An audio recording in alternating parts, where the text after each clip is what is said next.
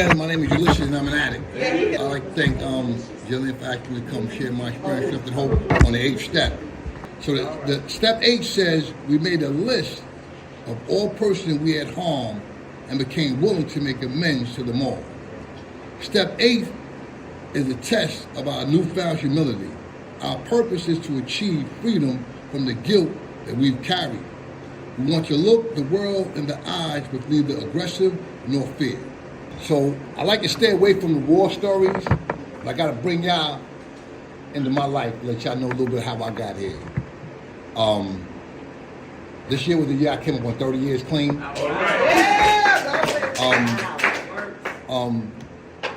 It wasn't always, you know what I'm saying, a good road for me. But when in 1986, when I was graduating high school, a friend of mine had family back and forth in Brooklyn. So he came from Brooklyn one day and he said, "Hey, I got something." What? We already smoking weed. We're drinking Mad Dog 2020. We're drinking Wild Irish Rose. We're drinking Brass Monkey. I'm saying, what else? You know what I'm saying? I had bad allergies, so I'm saying to myself, I don't sniff cocaine. What else could you possibly come and say, I got something? What in the world could this possibly be? We didn't know it at the time. We had no history about it. It was crack cocaine. And he said, what we're going to do, we're going to crush this up, put in some weed. Y'all know what happened after that, right?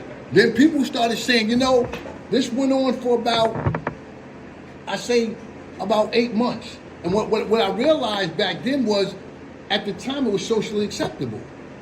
You could actually be in a party, and somebody after a while would say, that blunt stinks, or it smells different. You know, today it's the stigma, you're a crackhead. Before, because nobody knew what it was. We didn't know the effects. We didn't know that people were going to be doing some unthinkable things to get that, and the time that they was going to be giving out. We had no reference points. So I was at the early stages of that. Fast forward, my run was from about 18, and I found a room by 22.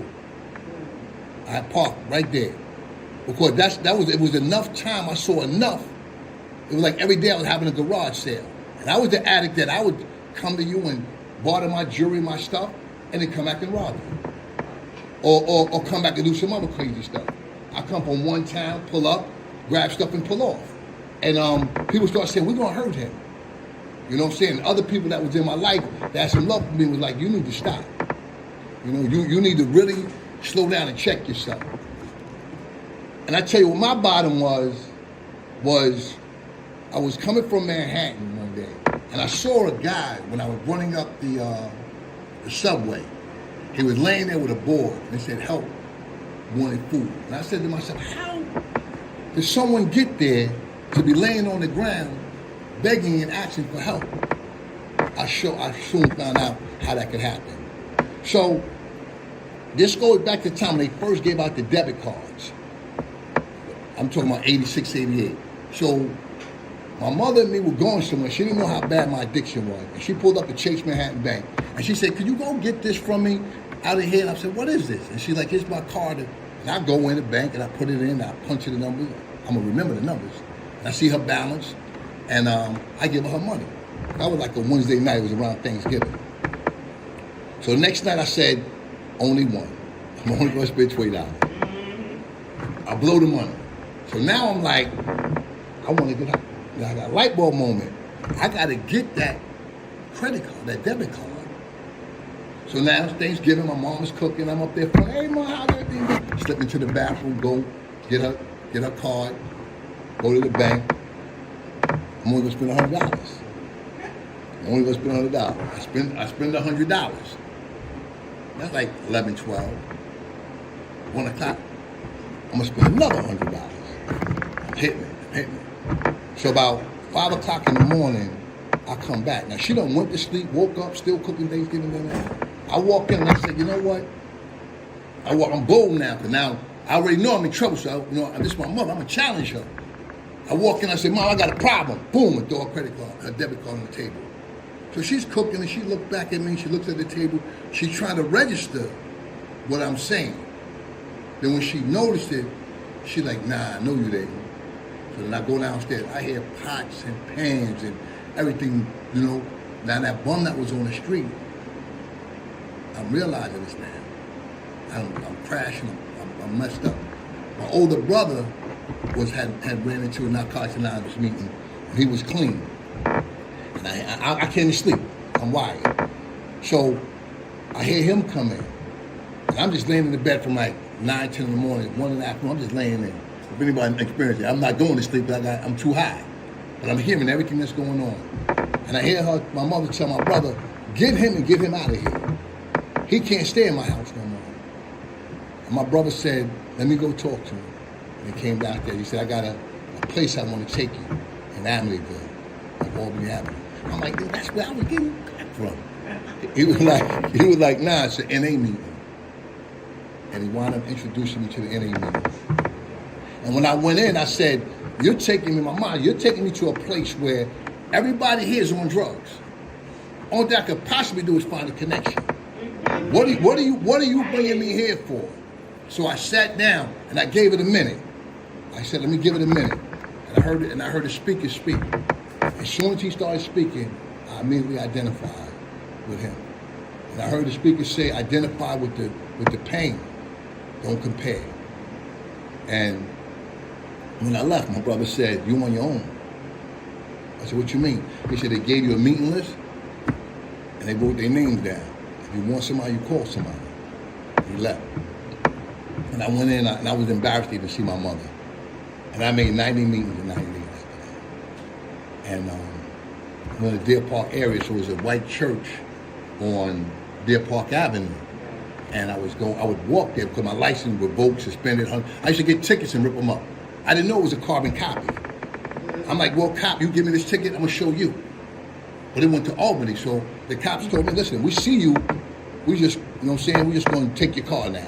So now I'm walking to NA meetings with a brand new car. And I'm just embarrassed. So as I walked into those meetings, I run into some good guys. They're telling me, keep coming back. Come to a cookout with us. Come fishing with us. And I'm saying to myself, what do y'all want from me? Y'all giving me these hugs when I come in. What could y'all possibly want from me? I kept making meetings. I wound up going to a meeting in Wyandotte on Straight Path. I Can't, We Can, which wanted to become my home group. And it was like I found myself with a group of people, man, that to this day, man, they helped change my life. And I heard just recently somebody say something about the World Convention in Washington. I don't know if that's this year or next year, but when I was in that meeting within the first 90 days, they said it was the World Convention happening in Philly. This is going over my head. Because I'm already shocked saying, we in a meeting, who got it? I know somebody got to be selling drugs here. I'm still locked in that. Mm-hmm. Now you're talking about we're going to a world convention, whatever, or y'all going. They said, what do you think the basket's for? We all going. I'm looking, I'm saying, we all going to the meeting. If we got to get 5 rooms and if we sleeping on top of each other, we all going. And that whole meeting went to my first world convention. It was like, just get a seat.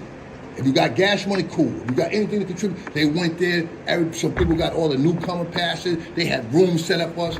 Blew me away. Foundation, cornerstone of my recovery. Blew me away. And that was the real giving right there at that point. As we move and we fast forward, in my 30 years, I had one incident with a female in the room. Because I was in love, and I found her, and we were going to run off into the sunset. And she had her own character defects. I was working on mine, and we kind of was together for about 5 or 6 months. But then I started finding out that she was with other people. So now I'm going to meetings, and I can't raise my hand and share because she's sitting there, or one of the guys she was messing with is sitting there. So that almost ran me out the room. That almost ran me out the relationship, almost ran me out the room. So then shortly after I was making it through that, I heard a female speak, man, that part of my support group today. I thought she was talking to me. She said, Ulysses, allow these females to recover on their feet and not on their back. And I said to myself, you know what? I held that. Because if I keep crossing these lines, I could run a newcomer out and a newcomer could run me out. Because even in this 30 years, I've been in situations talking to people, and they tell me, I don't care what money you got, I don't care how nice your car is, get me some drugs. And that was part of my story, is relapse was, I was hoping was not a part of my story, but after I celebrated my first year, I'm still doing research. I like to drive around. You know, so I had that thing looking for something. So I found what I was looking for. I found a group of people that was hanging out, and I go with them, and we all chilling, and all of a sudden I'm smelling crack in the air. I'm saying, I got this. I got the keychain that glow in the dark. I'm doing the 12-step, this can't hurt me. And I wound up with a stem in my mouth. And at that time I was going to, I think they call it Pedersen and Craig now. Because I had gotten some trouble when I was in a program. And I said, I got it, because I'm smart at it. I said, I got it. If she calls me for the urine, I'm going to go in the bathroom and put some water in there. So she called me for the urine. She can't come in, she a female. Ain't no guys there. I go in, I put a little urine, I hit the cold water. So as soon as I hand her the cup, it's freezing cold. I'm not that smart. I didn't know that the urine is your body temperature. So as soon as I hand her the cup, it's ice cold. So she puts it in the bag, does the whole thing. Next time we had treatment, I'm sitting there, I'm chilling. I got the most time out of everybody. I got over a year. She said, well, we're going to talk today about a Ulysses relapse. And she started the meeting like that. And I'm embarrassed. I feel this small. But what she does is she tells me at the end that she was about recovery, and there was no need to call my parole officer and tell me she got a positive on me at that time. And that was another cornerstone of my recovery where I just said, I can't do it no more. But I took it personal, my relapse. When I went back to a room, and this is about a brutally honesty program. When I went back to the room, to my home group, and I was sitting in the thing, they said, whoever's new or just coming back, raise your hand. And I raised my hand, I said, I got just for today. A guy sitting next to me got up and moved. Like as if it was osmosis. That was the lowest I had felt in a long time. And I hold grudges. And from that day, I never celebrated another year in the name. And I heard, let the time count, don't count the time. So those old timers that know me, and those ones that got about the time, they know I had to use drugs. Because this is how it is. We got like a radar sensor, a GPS. If I'm in the crack house in Winans, Ulysses is on Irving. If I'm over here in CI somewhere, hey, Ulysses is over there. And I just knew. And then it shows by your light. You know what I'm saying? I don't get up on podiums and say, I'm living my best. I let that show in the things that I'm doing. And I believe that action speaks louder than words. And the gift of what the program gave me was I wound up moving out of state. And I moved to Virginia. And a partner of mine was hustling. So I started hustling. Because I'm mad that I was an addict. So I get the brand new Mercedes. I'm going to meetings. And I got a benefit card in my pocket. But I'm saying nobody knows. I don't work and got a W-2, but nobody knows what I'm doing. And I'm sitting there and I got 1 foot in, 1 foot out. Because I'm mad. And I'm going to school. My higher power had a lesson for that. Somebody called the FBI and the DEA and all of them came swarming down on the situation. So now here I am trying to say, but I'm clean now. They said, we ain't worried about that. You're going to do this amount of time or you're going to cooperate with the government. So I said, well, let me go talk to my team, which is my mother. Ma, this is what they said. She said, no, we don't do that. Because I'm not getting my house shot up, and we don't do that. So I went and told my lawyer, I said, we ain't doing that. He said, well, I need $25,000 right now. And when he told the DA and, also in Seattle, he just built a beautiful building, they said, we're going to need $250,000 for property for him to stay home. So we want to put up the house, we put up the money. And now I learned over time that when you're in front of some of these judges, they wonder, what are you doing with your life? If you're working, they give you the break. If you're going to school, they give you the break. So I already like in the end of a bachelor's, had just finished it. So I go there, I say, hey, I'm in school. And she says, good, stay in school. So now I said, I don't know how I'm gonna figure this out. I'm foxhole playing. I said, I don't know how I'm gonna figure this out. I said, I'm gonna stay in school. So now then they text that I'm reading these steps. And then I get to the schoolwork. So now in the schoolwork, I wind up getting a master's degree. and the judge said, I'm glad you got a master's degree. Then fast forward that, I got a master's degree, a PhD, a KSAT, and I'm a certified New York State doctor with a license in the state of New York right now, you know? And that was all part of because we get in trouble. Now, on this 8th step, what I loved about it is it said, make a list. I didn't want to make a list of the people that I had harmed because I know I was going to have to confront them one day. From the women, to my mother, to some other addicts, some people I had wronged. So I did what it says right here. It said we must separate what we've done to us and what we've done to others. I started with me first on the list. Because my total self-centeredness said it's about me. So I hurt me first. But after some step work and talking to my sponsor, he had to tell me, you keep making it about you, man. It's not about you. And then I had to make that list. And that list said I had to humbly get ready to talk to some people about some things that I've done to get brutally honest. He said, but check it, you couldn't do that unless you did a thorough 1, 2, and 3 steps. And I remember when I used to go to meetings and they used to have things on the board where it said, the elevator don't work, take the steps. You know what I'm saying? And I'm not going to do the cha-cha and walk out through steps 1 through 3, 1 to 9, but all of this stuff, step 1 was the honesty step. I had to admit that I was powerless over addiction. Where I came from, when you wave the white flag, that's a sign of surrender. You're a coward. We fight to the end. But I didn't know it was power and surrender. So I had to learn that first, and I had to accept that. And I didn't want to deal with that. I'm powerless. That's not even part of my vocabulary, being powerless. You know? I had to learn to humble myself and become powerless. Then the second step was the step of hope. We believed in a power greater than ourselves. I came from the 5% Nation of Islam, I'm God. But then now my concept of what God is had to change. See, I didn't make the waters, the trees, and all that other stuff. You know, so I had to come to believe that there was a power greater than myself. See, I was a hard-headed addict. Because again, it was all about me. So then the third step was that faith. We made the decision to turn our life over to this. And they said, make sure it's loving and caring. And it's not a chair that I can relate to at a spiritual level. And I started doing those steps. You know, and then at 90 and 90, again, after I had relapse. And it wound me up in these places that I have colleagues that are lawyers. I know college professors. I know I'm being asked to teach at universities now. And I want to just jet and go do and live my life. While when Jillian saw me the other day, she said, hey, you know, I have to pop my head up and hope on the rise. Because I have to do that to get an oil change. Because I know what will happen. And then sometimes my mind says, nobody wants to hear you and your grandiose story and where you at now. You know, all the time where I'm not the guy picking up cigarettes off the ground, but I'm still smoking tops. And I'm better than you.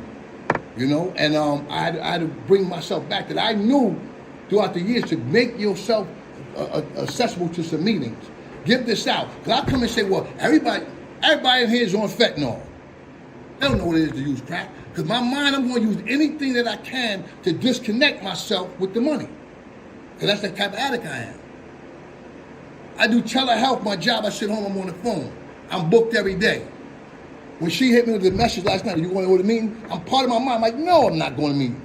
I'm getting this money, but there was no money, there was no job without this. It was about an EBT card. It was about selling food stamps. It was about, I'm glad the bodega could take this food stamp for me. And I had my EBT, there was no EBT card. I had the paper stamps back then. You know what I'm saying? So I didn't know what that was. So if I don't go back to that, I'm talking about